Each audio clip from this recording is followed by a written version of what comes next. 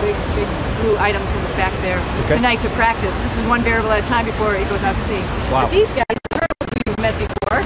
Come, Mike. Laurel Harris. Nice to meet you, sir. Good to see you again, sir. Really good to see you too. Thanks for your service, guys. Joining camp, it's been about a year. Good to see you, sir. Yeah, it has been a year. I don't know what's going on. So cool. That's much of it. Karen and I were just in Hawaii. We went scuba diving. This is pretty nice. You got a lot more gear on than we do. Yeah, this is step by step we practice for spacewalking. Rather than just putting people immediately into the spacesuit underwater, we do this with scuba so they can see what they're doing a little easier, they can feel things a little easier, and then we put the gloves on so you get the idea of the tactile feel that you'll have in the real spacesuits. But so you do the suits. Yeah, that's next. This is step one. Okay. It's our first day working with all of these tools in the water.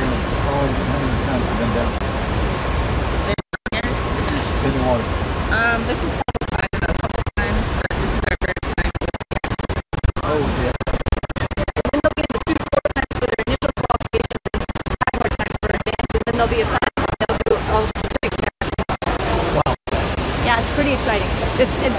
We're just the tip of the iceberg, by the way. There's a huge number of people, as you can see here on the side, who make this happen. Yeah. You know, divers, as well as all the medical people, the facility people. We make our own gas to breathe. So the group here that works is amazingly professional. We've had this since the beginning of the space station. We had a tiny pool for just the payload bay of the shuttle before the space station came about. When that was finalized through Congress, we decided we needed a big, huge pool to be able to actually put the thing together. And you know, no pieces were put together on Earth. All of those pieces were put together in space for the very first time. Right. So we had to test it out here. So it's a great pool and great people who work there. So do you want to go meet the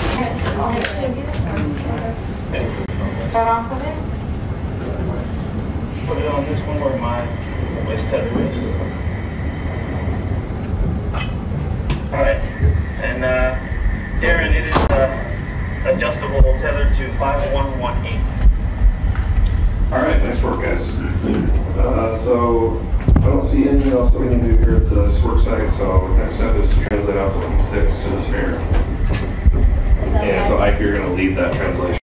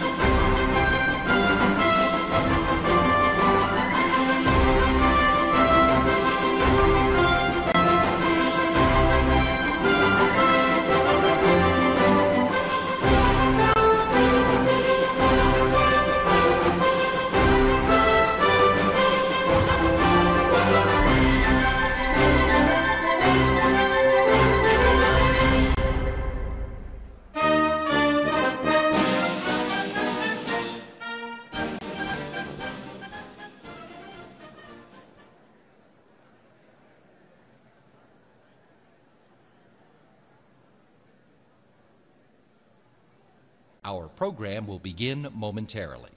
For your safety, please remain seated at all times during the event. In the event of an emergency, exit the auditorium through the side or rear doors and remain at least 75 feet away from the building. As a courtesy to our speakers, please turn your mobile devices off or set them to silent. Thank you for your cooperation.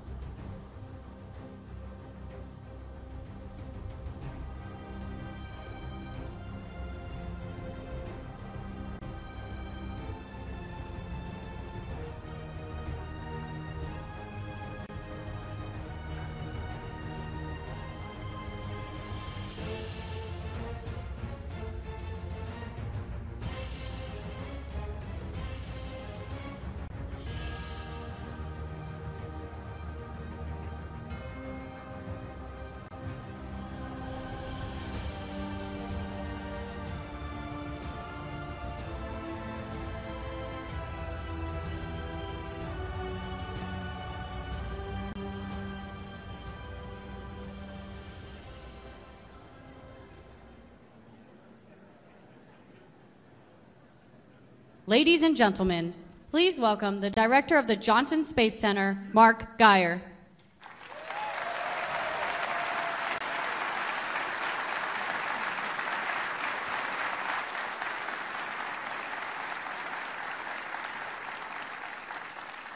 Wow, what an exciting day at the Johnson Space Center. You know, we are so honored today. We have the Vice President of the United States, Mike Pence, here with us today. Yes, absolutely.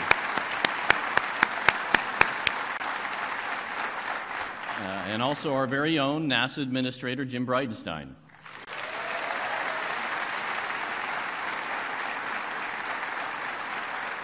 So you know, the work we do every day at the Johnson Space Center for the agency and for human spaceflight is critical to our future in space exploration, and I really want to thank the administration for their support.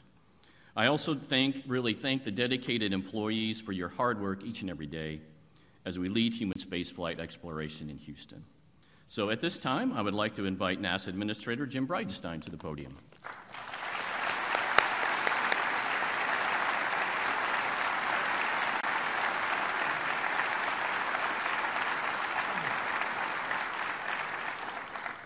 Well, it's great to be back, and I will tell you, I was here, 3 weeks ago? This time I brought with me the Vice President.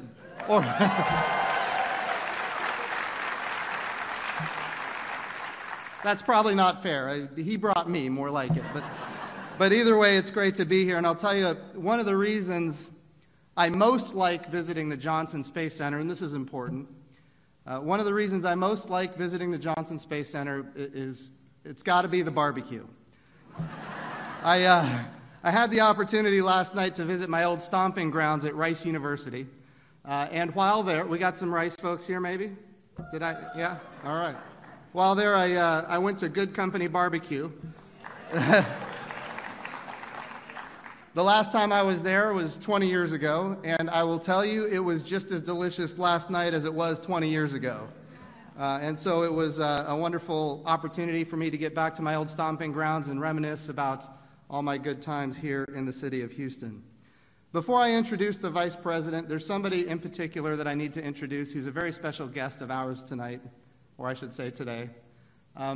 We have the opportunity as NASA to have strong bipartisan support in the House of Representatives and in the United States Senate. And the chairman of the Commerce, Justice, Science, Appropriations Committee, which is responsible for funding NASA, is here. Representative John Culberson, will you please stand up?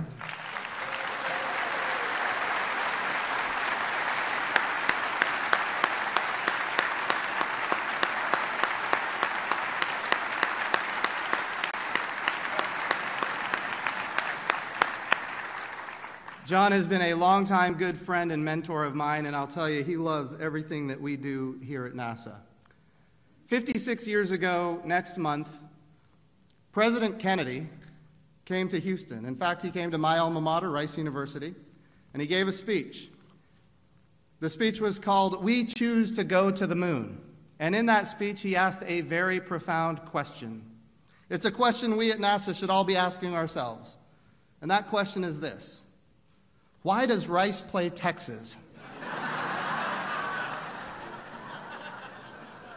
Well, here we are all these years later, and I'm going to answer that for President Kennedy. Rice plays Texas because in 1965, 3 years later, Rice beat Texas. All the people laughing, of course, are Aggies. But it's also true that going forward, in 1994, my sophomore year at Rice University, we beat Texas a second time in 29 years. Look, once every 29 years, we've got to cling to every little thing that we can get. So it's great to be back here in Houston, and certainly there's a lot to hear from our Vice President today. But I want to be clear about how good we have it with this administration and how good they are to NASA. When the President got sworn in, he created the National Space Council. And he put in charge of the National Space Council Vice President Mike Pence.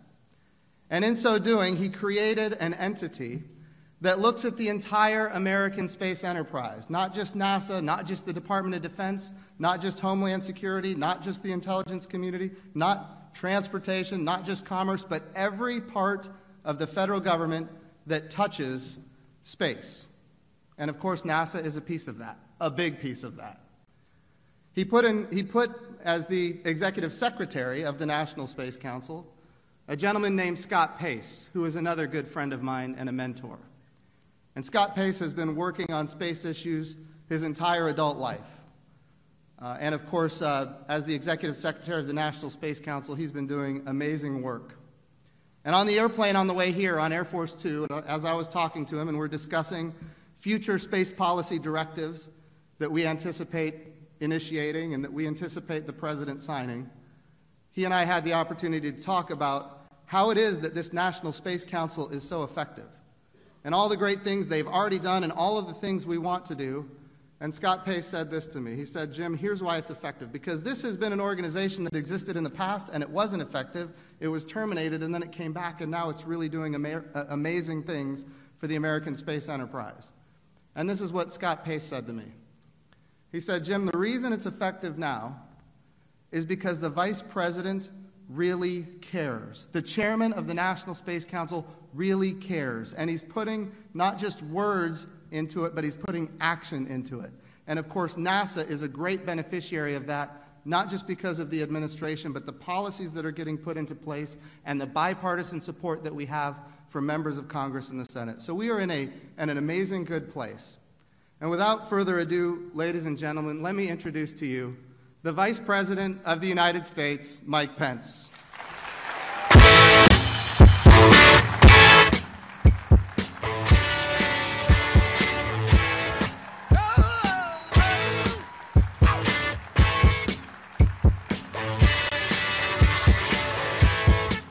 There she stood in the street, smiling from her head to her feet.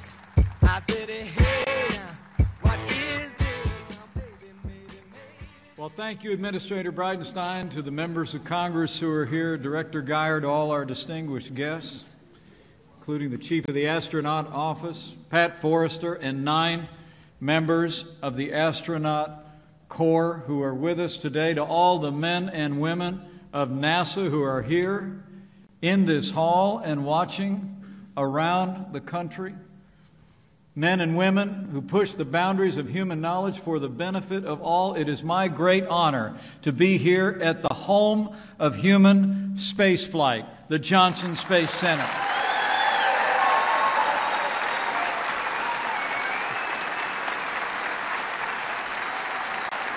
So proud of you. It's great to be back. And before I begin, let me bring greetings from a great champion of American leadership at home and in the boundless expanse of space. I bring greetings from the 45th President of the United States, President Donald Trump.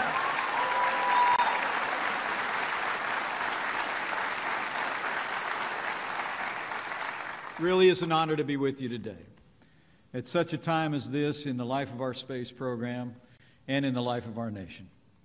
Thanks to President Trump's vision and decisive action with strong support from our partners in Congress, and thanks to the pioneering work and courage of the innovators and astronauts represented here, past, present, and future, and because of the enduring commitment of the Johnson Space Center and NASA, America is leading in space once again.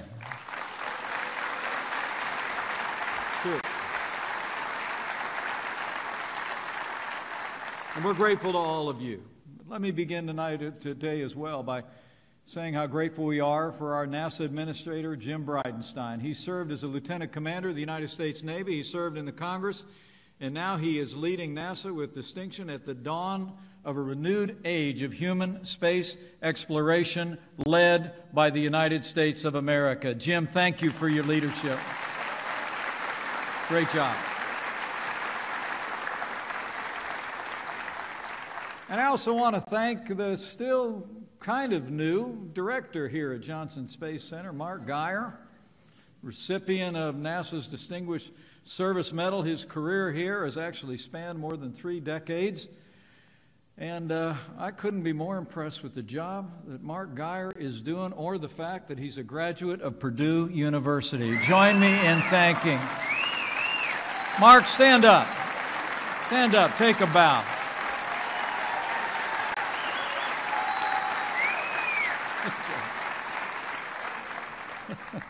I also want to thank a few other people before we get going. I want to acknowledge your 2 senators who are both champions of this space program.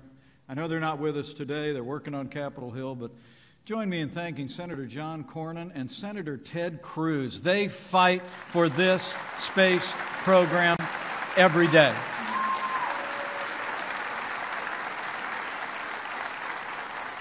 And I know he got mentioned before, but we actually served together when I was in the Congress, and I just want to give some special recognition to someone who I've known since the first day we met in 2001, has been a passionate champion of NASA and of the Johnson Space Center and of American leadership in space, Congressman John Culberson.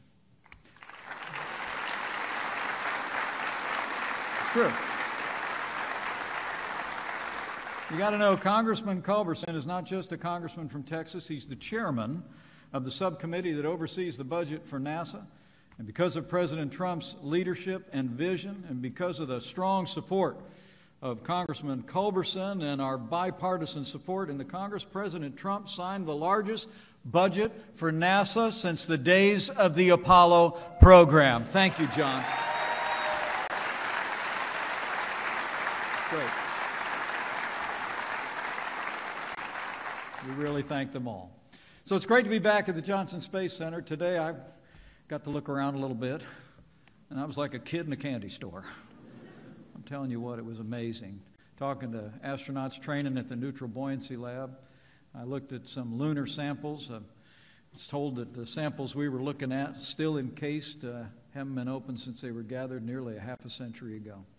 And it was my privilege to wander around this place with a great American, a hero of Apollo 17, and a man that all America is proud of, one of the last 2 men to walk on the moon. Jack Schmitt, it is always an honor to be with you. Thank you for your leadership.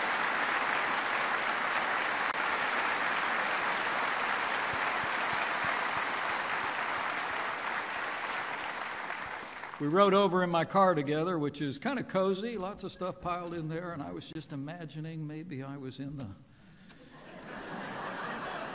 me and Jack Schmitt in close quarters. Yeah, right. As close as I'll ever get, Jack. Thank you. Thank you for your leadership and your courage and your commitment. A member of the User Advisory Group advising the National Space Council to take NASA to even higher levels. Thank you again, Jack. With the strong support of all these leaders, I'm pleased to report to the whole team here at NASA, President Trump has brought renewed vision and renewed action to America's space program. Last summer, as Jim mentioned, after it had lain dormant for nearly a quarter of a century, President Trump revived the National Space Council and put us all to work.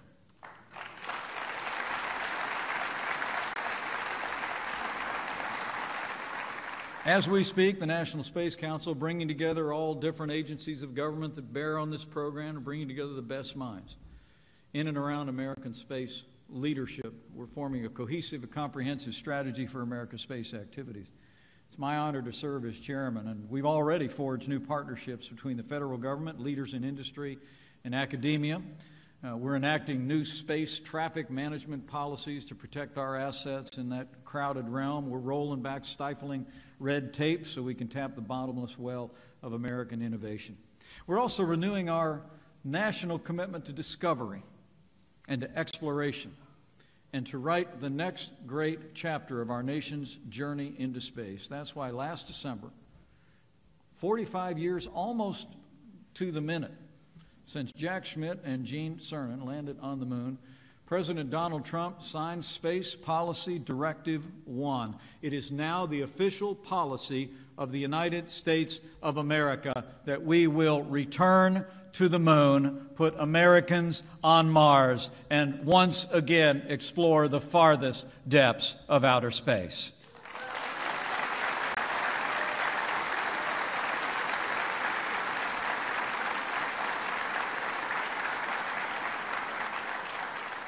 President's leadership and all of your great work is the cause of what brings me here today. This is the mission. This is the future of the Johnson Space Center.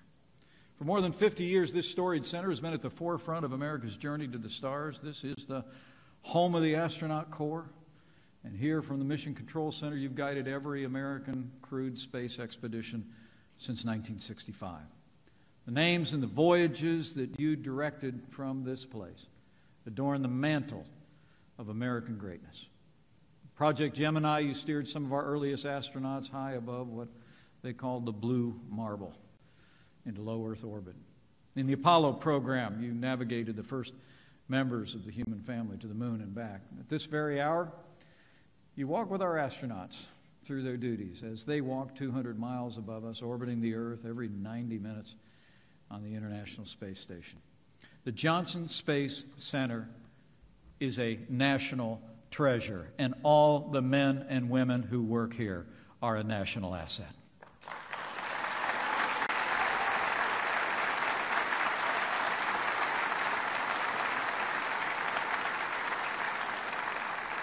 I have to tell you, I'm just speaking as a small-town guy from southern Indiana, but I know the American people admire.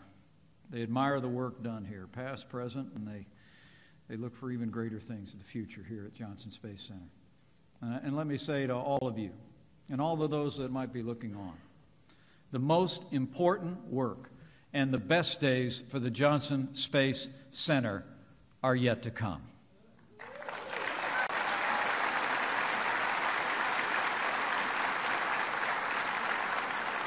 Count on it. Our administration has laid out a new vision for space. President Trump's vision to push our nation farther, get there faster than ever before, is being implemented even as we speak. And unlike prior administrations, we have a vision with the budget to match. As I mentioned, thanks to Congressman Culberson's leadership and strong bipartisan support in the Congress, President Trump already signed into law historic funding for NASA. And we've also fully funded NASA's most important endeavors from deep space human exploration, America's rocket, the Space Launch System, and the Orion space capsule. These projects, as you all well know, are emblematic of American leadership in the cosmos. The Space Launch System will be the largest and most powerful rocket ever built. It will generate a staggering 11.9 million pounds of thrust and reach speeds of nearly 7 miles per second. And all this force, all this energy, will lift American astronauts into space aboard the Orion capsule.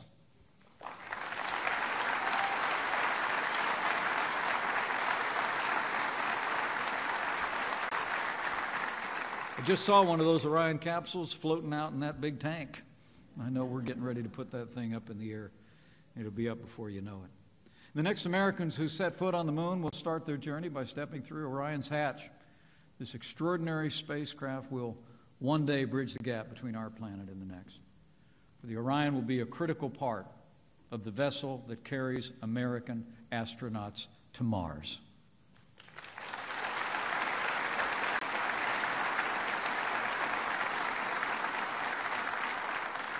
And you here at the Johnson Space Center will guide these journeys. While our sights are once again set on our lunar neighbor, this time we're not content with just leaving behind footprints, or even to leave it all. This time, the time has come, we really believe, for the United States of America to take what we have learned over these so many decades, put your ingenuity and creativity to work, and establish a permanent presence around and on the moon.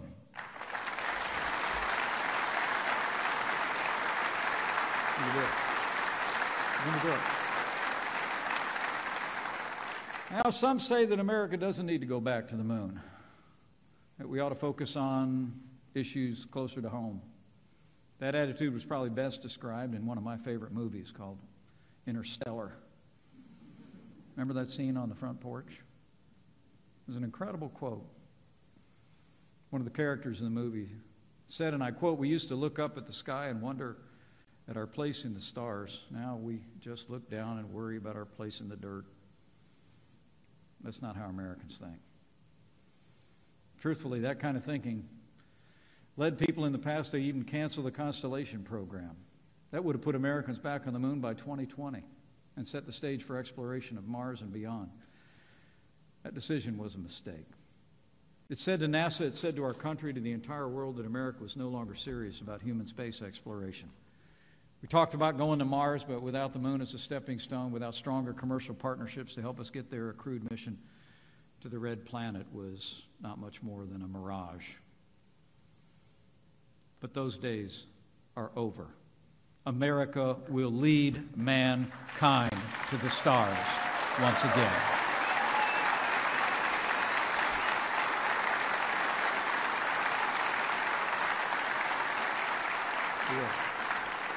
Our administration has restored the moon as the focal point of our national space activities because we recognize its pivotal importance. And that's why, under President Trump's leadership, our administration is swiftly advancing the most important precursor to outposts on the moon and the mission to Mars, the first space station that will orbit our nearest neighbor, the Lunar Orbital Platform. Last year, NASA began to work with American innovators to design this Gateway's unique electrical propulsion system. We're working with the Congress to provide an unprecedented $500 million to move the Lunar Orbital Platform from proposal to production. We're only a few short years away from launching the Gateway's first building blocks into space, turning science fiction into science fact.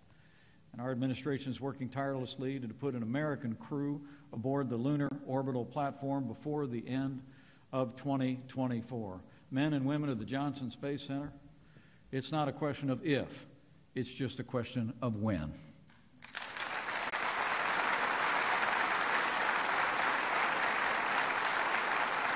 Now, we're on the cusp of a new golden age of exploration. I believe it with all my heart. And we've got the courageous astronauts that are ready to lead us there again. As NASA continues to push back the borders of this still new frontier, we will empower America's private pioneers as well to cultivate the vast expanses that we've already explored. We'll ensure that American security in space is attended to as well. You know, the moon sits at the edge of the known and the unknown, but between here and there are some 240,000 miles. The region between the Earth and the moon is ripe for opportunity, and nowhere is that more apparent than immediately beyond our atmosphere. Low Earth orbit is critical to America's national interests. It holds immense strategic, scientific, and commercial value. And we know this because of your work here at the Johnson Space Center with the International Space Station. You know, ever since Bill Shepard first floated aboard the ISS in the year 2000, there's been a continuous human presence in low Earth orbit. And the results have really been extraordinary.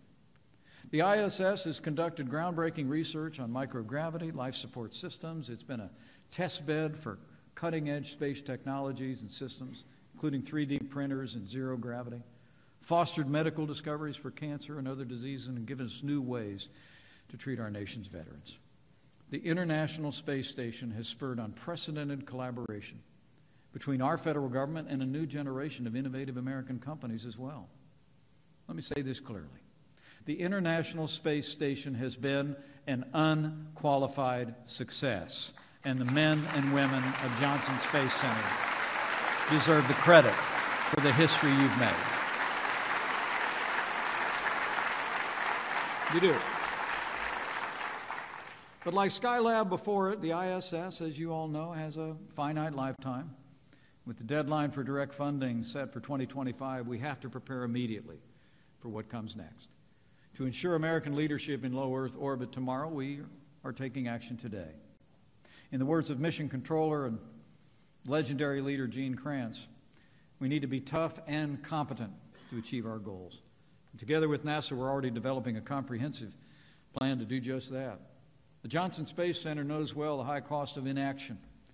The men and women of NASA have always been committed to American leadership in space, but too often our policymakers have failed to match your conviction with action and investment for the future.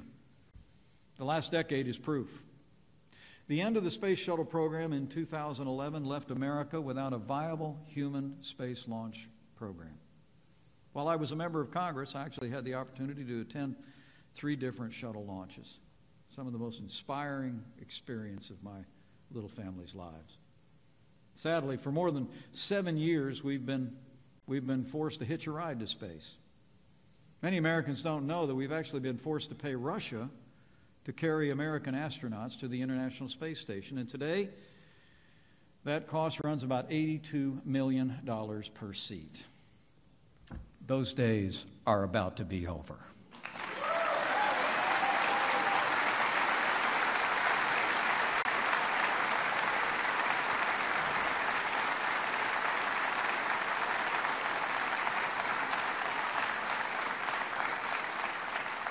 I'm going to make you a promise. Soon and very soon, American astronauts will return to space on American rockets launched from American soil.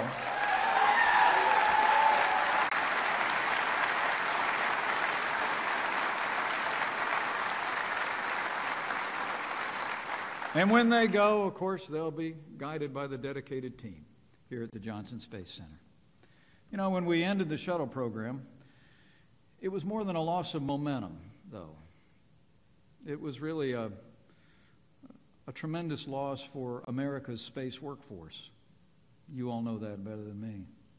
The end of the space shuttle program meant that many of our leading researchers, technicians, and space professionals no longer had a mission. Here at the Johnson Space Center alone, some 3,200 contractors were laid off. Cutbacks and consequences rippled through universities, research labs, our space industrial base, and even the Department of Defense. I mean, these were men and women who you knew, you worked with. They were men and women of creativity and intellect and unparalleled skill, but they were frankly victims of our government's short-sightedness in those days. America lost nearly a decade of space experience. And frankly, we'll never know the opportunities that we missed and the progress that was missed at that time. But let me promise all of you and all of the men and women of NASA and our national space enterprise, our administration will not repeat the mistakes of the past. We will forge this new era of American leadership in space on your innovation and the extraordinary integrity and intellect and innovation of our space workforce.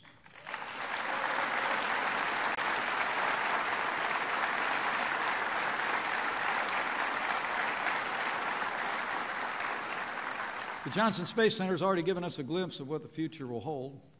This center is now a thriving hub of partnership between the federal government and America's pioneering space companies. You've worked closely, and Mark and I were just talking about this. You've worked very closely with private industry to deliver critical cargo and material to the International Space Station through the Commercial Resupply Services, which has already successfully completed 23 different missions with more on the way. As we speak, you're making remarkable progress on the Commercial Crew Program. Earlier this month, as President Trump celebrated himself, NASA announced the astronauts who will conduct the first flights on Boeing's Starliner and SpaceX Dragon, and they'll be going as early as next year.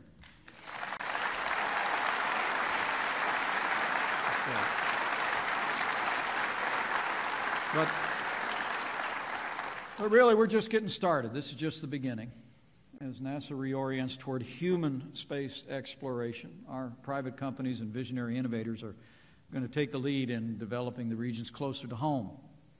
They will do as Americans have always done, will inspire the world with their ability to create opportunity and, frankly, prosperity. Not out of thin air, out of nowhere.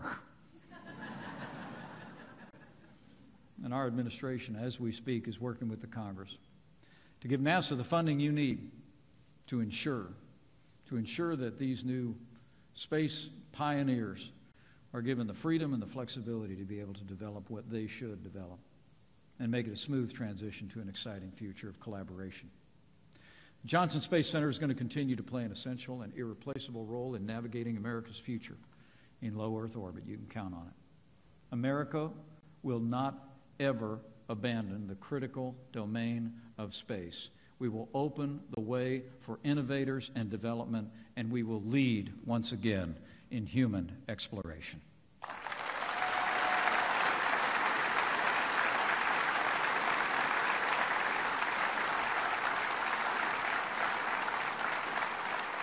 And as I stand here today at the home of our civilian spaceflight program, let me also assure my fellow Americans that under President Trump's leadership, we're also taking steps as we speak to ensure that American national security is as dominant in space as it is here on Earth. We're already deploying new technologies and more resilient satellites. Earlier this month at the Pentagon, it was my privilege to lay out President Trump's plan to establish a sixth branch of our armed forces, the United States Space Force. The United States Space Force, we believe, is an idea whose time has come. Just as our nation established the Air Force to ensure American dominance in the skies in the mid-20th century, in this still new century, we will create an armed service devoted solely to advancing American security in space. And the need is real. Just this week, the Pentagon released a report showing that China is aggressively weaponizing space. Russia, too, is developing and testing new and dangerous weapons and technologies to counter America's space capabilities. Now, let me assure my fellow Americans here, our administration is committed to keep America ahead of our adversaries in this critical domain.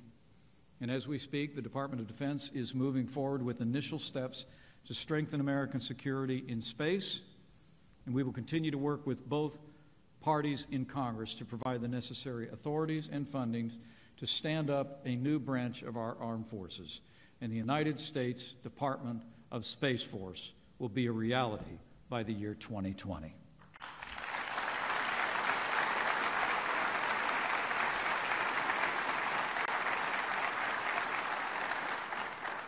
You know, it really is incredible to think about the history you all have made here. And it's humbling for me to serve as your vice president, but also to have been asked by the president to serve in the role as chairman of the National Space Council. The truth is our nation has not only inspired our people, but we've inspired the world by the progress that we've made. And it's been because of all of you, because of the work that you've done here, because of the tireless and peerless work of NASA. But the truth is, as much as it's been important for NASA to lead in the past, you are the linchpin to American success in the future. The truth is, with all of you, we will go farther, farther than ever before. We will bring distant places and opportunities closer to the grasp of future Americans. We'll be remembered in our time for having done our part for the ongoing and limitless reach of the American dream.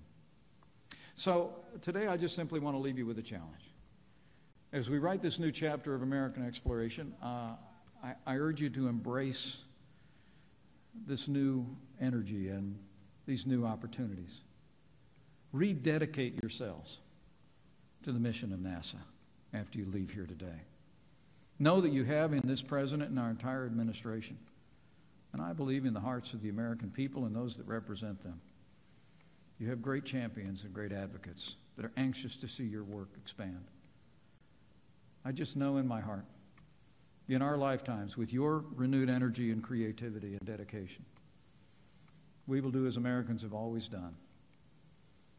NASA will awe the world with our daring heroes, with our discoveries, and with our relentless determination to bring new horizons and new vistas within the reach of mankind. This is a fitting time to rededicate ourselves to the noble mission of this agency. For this year marks the 50th anniversary of really a seminal moment of American leadership in space, an achievement that inspired not only our nation but all the world. It was Christmas Eve, 1968. The heroes of Apollo 8, Bill Anders, Jim Lovell, Frank Borman, were orbiting their craft above the moon's foreboding surface. History records as they rounded the moon on that fateful night, on the horizon they saw home, an oasis of light and color and warmth floating untethered in the dark void. They were the first to catch a glimpse of our world as heaven sees it. Through the ingenuity and courage of your predecessors, they were farther away from us than any humans had ever been. And on that night, They spoke to the world from that spacecraft. Not about the gray moon that was beneath them, but about the miracle that rose from the horizon before them. And as the world listened, history records they read ancient verses from the book of Genesis, that in the beginning God created the heavens and the earth. And they close with the verse, and God saw it was good. Those pioneers saw from that far perspective that however deep into the cosmos we may reach, our destiny, mankind's destiny, is not only here on earth, it is in the heavens as well.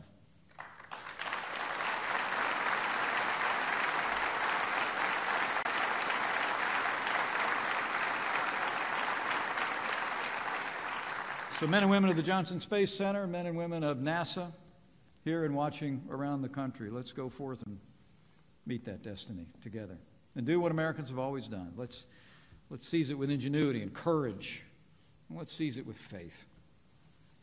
You can be confident. The American people have faith in all of you. We've seen what you've done before and those that have served in your positions before, pushing the boundaries of human knowledge, forging a new era of American leadership in space. You've done it before. We know you'll do it again. We go forth with faith in the ideals that bind us together as a nation and give us purpose as a people. Ideals that America will take freedom into the farthest reaches of this new frontier as well. And finally, to those of you who will guide this mission on a personal level, I want to assure you that millions of Americans will carry you in their prayers. And they have faith and hope you have confidence that as you go, you do not go alone. That millions of Americans will claim that ancient promise that if you rise on the wings of the dawn, if you go up to the heavens, even there his hand will guide you. His right hand will hold you fast. Our heroes will go with the prayers of the American people.